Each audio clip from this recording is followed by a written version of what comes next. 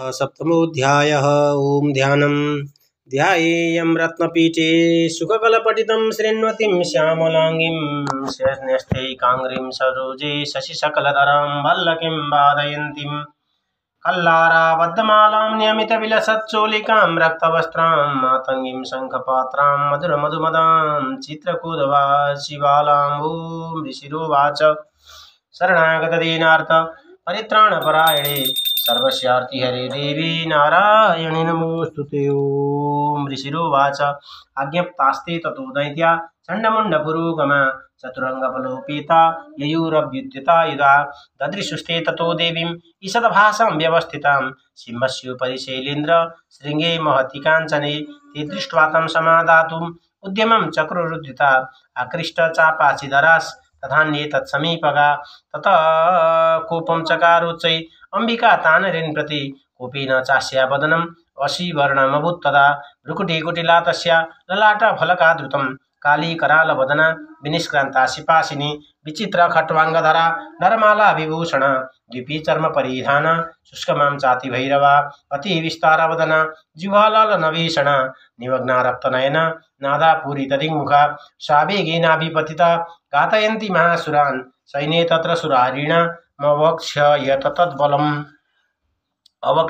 तद्बलं पार्श्वनिग्रहाङ्कुशग्राही युधघण्टा समन्वितान् समादायैकहस्तेन मुखे चिक्षेपवारणान् तथैव युधं तुरगै रथं सारथिना सह निक्षिप्य वक्त्रदर्शनैः सर्वयन्त्यतिवैरोम् एकं जग्राह केशेषु ग्रीवायामतचापरं पादेन क्रम्य चैवान्य मुरसान्यमपोधयत तैर्मुक्तानि च शस्त्राणि महास्त्राणि तथा सुरै मुखेन जग्राहरुषा दशनैर्मथितान्यपि बलिनां तद्बलं सर्वम् अशूराणां दुरात्मनां ममर्दाभक्षयच्चान्या नान्यंश्चाताडयत् तथा अशीनानि यथा केचित् खट्वाङ्गताडिता जग्मुर्विनाशमसुरा दन्ताग्राभिहतास्तथा क्षणेन तद्बलं सर्वम् अशूराणां निपातितं दृष्ट्वा चण्डो विरुद्राव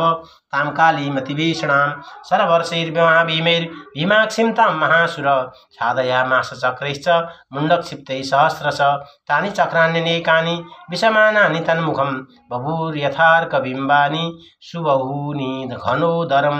ततो जहासातिरुषा भीमं भैरवनादिनी काली करालवक्त्रान्त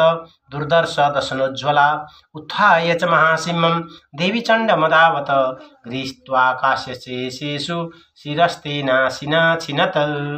अथ मुण्डो व्यधावतां दृष्ट्वा चण्डं निपातितं तमप्यपातयद् भूमौ सा खड्गाभिहतां रुषा अथ शेषं ततः सैन्यं दृष्ट्वा चण्डं निपातितं मुण्डं च सुमहावीर्यं दिशो भेजे भयातुरं शिरश्चण्डस्य काली च गृहीत्वा मुण्डमेव च प्राह प्रचण्डाट्टहास मिश्रमभ्यित्य चण्डिकां मया त्ववाद्रो प्रहृतो चण्डमुण्डो महापशु युद्धयज्ञे स्वयं सुमं निसुमं च हनिष्यसि ऋषिरुवाच तावानितो ततो दृष्ट्वा चण्डमुण्डो महासुरो उवाच कालीं कल्याणी ललितं चण्डिका वचः यस्माच्चण्डं च मुण्डं च गृहीत्वा त्वमुपागता चामुण्डेति ततो लोके ख्याता देवी भविष्यसि। ओम तत्स श्रीमार्कण्डेयपुराणे श्रावणिके मन्वन्तरे देवीमात्म्ये चण्डमुण्डवधू नाम सप्तमः। शरणागतदीनार्थ परित्राणपरायणे सर्वस्यार्ति हरे देवी नारायणि नमोस्तुते। ओम जगदम्बायै दुर्गादेव्यै नमः।